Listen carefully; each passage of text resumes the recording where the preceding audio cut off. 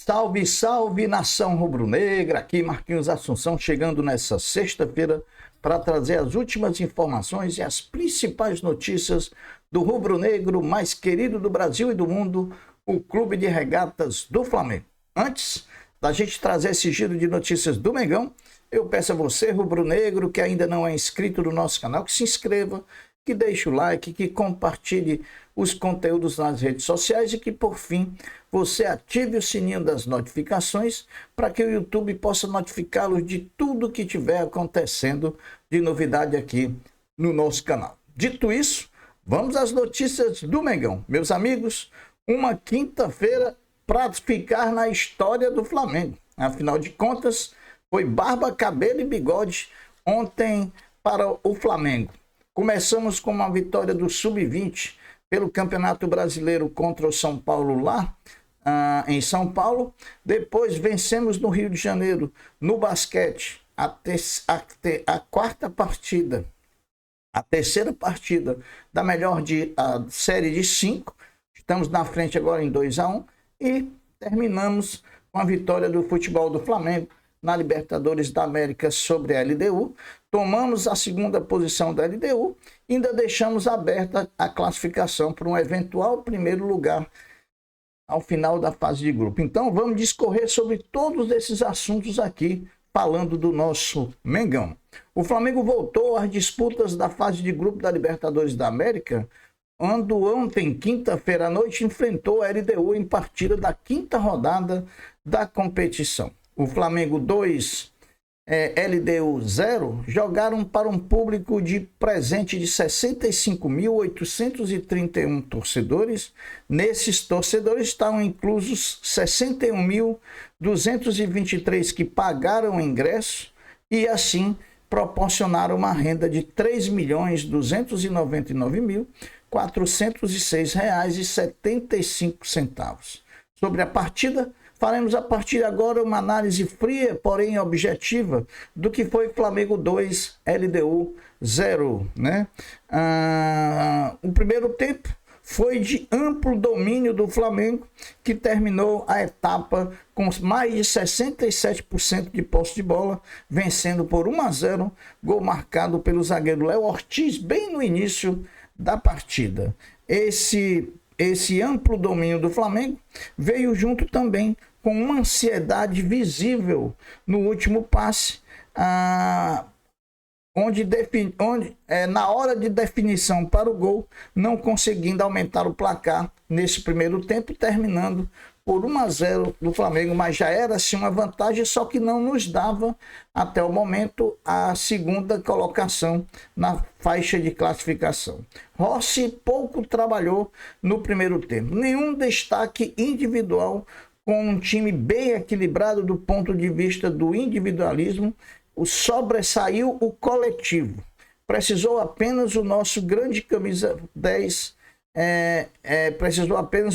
grande camisa 10 Arrascaeta aparecer um pouquinho mais. Muito sumido, né? Mas tem crédito. Tem crédito porque está jogando demais, né? Assim foi o primeiro tempo com vantagem mínima do Flamengo, o que ainda não lhe dava, como eu falei anteriormente, a segunda colocação do grupo ao final da quinta rodada. Veio o segundo tempo e o Flamengo voltou a jogar bem, voltou a pressionar a LDU e pressionando, conseguiu marcar o seu segundo gol através de Luiz Araújo, que fez uma boa partida, está entre os meus 3 ou 4 destaques individuais da partida. Parece que o Flamengo, com aquela marcação do segundo gol, tinha atingido o seu objetivo.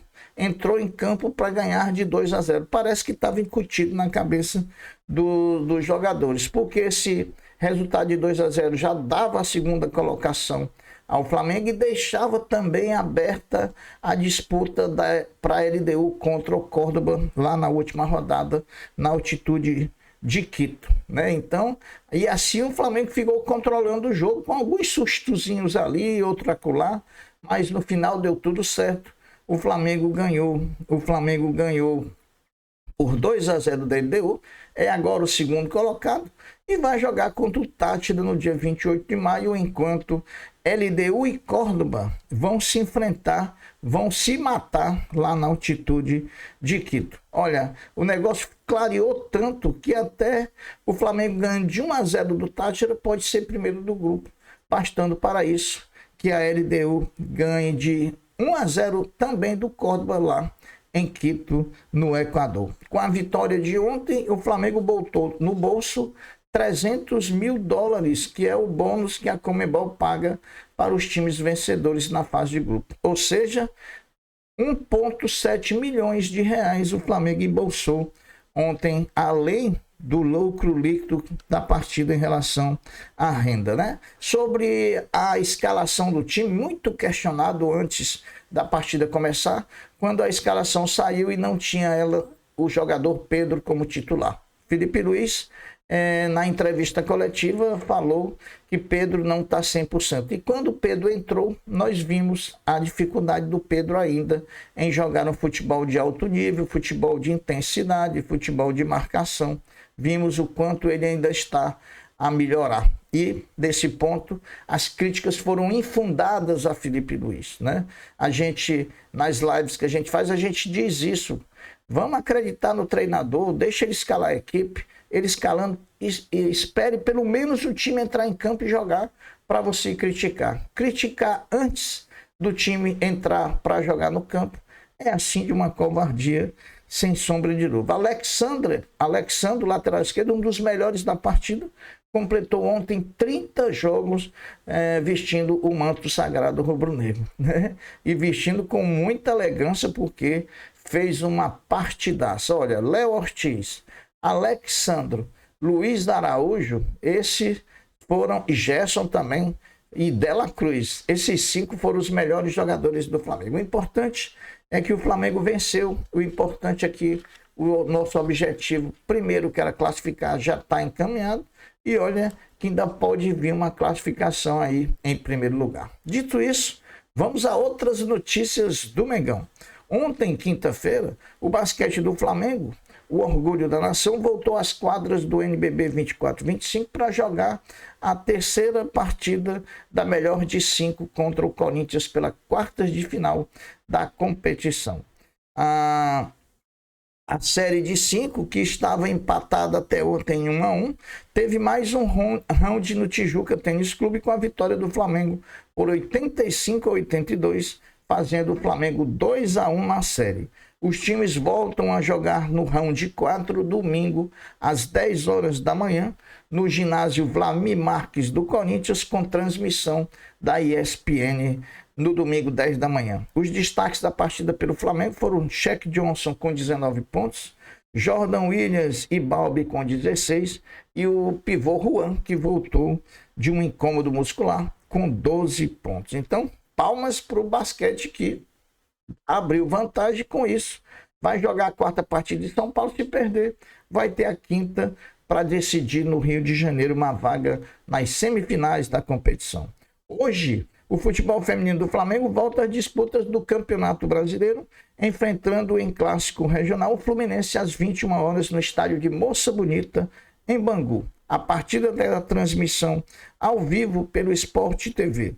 Antes da partida, o Flamengo ocupa a 6ª colocação e o Fluminense ocupa a 10ª posição na tabela de classificação. Uma eventual vitória do Flamengo coloca o Flamengo ainda muito mais dentro da faixa classificatória para a próxima fase.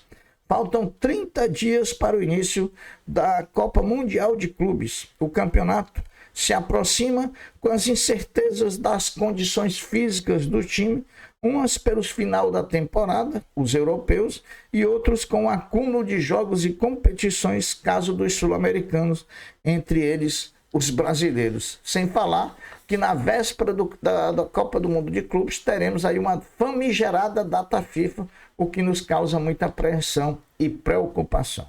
O meio-campista Gerson do Flamengo será homenageado em proposta do deputado Carlinhos BNH presidente da Comissão de Esporte e Lazer, com a medalha Tiradentes, considerada a maior honraria do estado do Rio de Janeiro, concedida a personalidades que prestam serviços relevantes ao estado do Rio de Janeiro. Olha aí o Coringa recebendo homenagem no Poder Legislativo estadual.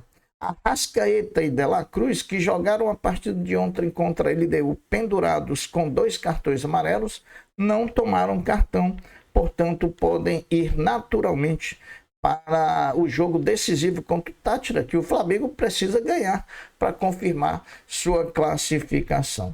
Se a Libertadores da América, em sua fase de grupos, terminassem ao final da 5ª rodada, a rodada que terminou ontem, estariam classificados os seguintes times por grupo. Vejam os times que estariam classificados hoje para as 8ª de final da Libertadores. Só que tudo pode mudar, ainda tem uma rodada aí para se jogar e para se alcançar os resultados. Grupo A, Universidade do Chile Estudiantes, o Botafogo estaria fora. Grupo B, River e Universitário do Peru, uma surpresa. Grupo C, Córdoba e Flamengo. Grupo D, São Paulo e Libertad do Paraguai. Grupo E, Racing e Fortaleza. Grupo F, Atlético Nacional da Colômbia e Internacional de Porto Alegre. Grupo G, Palmeiras e Cerro Porteño. E por fim, no Grupo H, Vélez Sarsfield da Argentina e Peñarol do Uruguai. O Sub-20 do Flamengo voltou às disputas do Campeonato Brasileiro da categoria ontem, quando foi a São Paulo enfrentar os tricolores no CT de Cotia, onde o Flamengo venceu por 2-1 com gols marcados por Lohan e Schola num golaço. Flamengo, com a vitória, assume a 3ª posição na tabela, a 4 pontos do líder Palmeiras. A próxima partida do Flamengo será na próxima quarta-feira, dia 21, às 15 horas, jogando na Gávea contra o Juventude.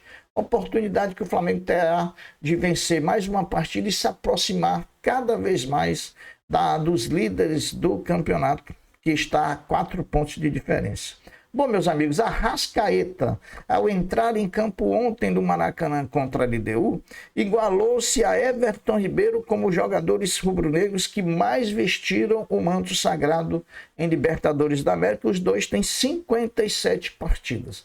E olha, fatalmente o Arrascaeta vai ser o dono desse número, porque o Everton não joga mais no Flamengo e o Arrascaeta ainda tem aí a Libertadores de 2025 todinha pela frente para desfilar seu maravilhoso futebol vestindo o grande manto sagrado rubro-negro. Meus amigos, muito feliz pela vitória, muito feliz pelas coisas clarearam até demais. O Flamengo ainda tem muita chance de ser primeiro colocado.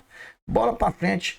Vamos torcer sempre pelo nosso Mengão, porque domingo já tem o Botafogo para a gente buscar essa vitória. Eu vou ficando por aqui, deixando uma até breve, uma até logo, dizendo fiquem todos com Deus, porque eu sempre estou com ele. Saudações rubro-negras. Fui!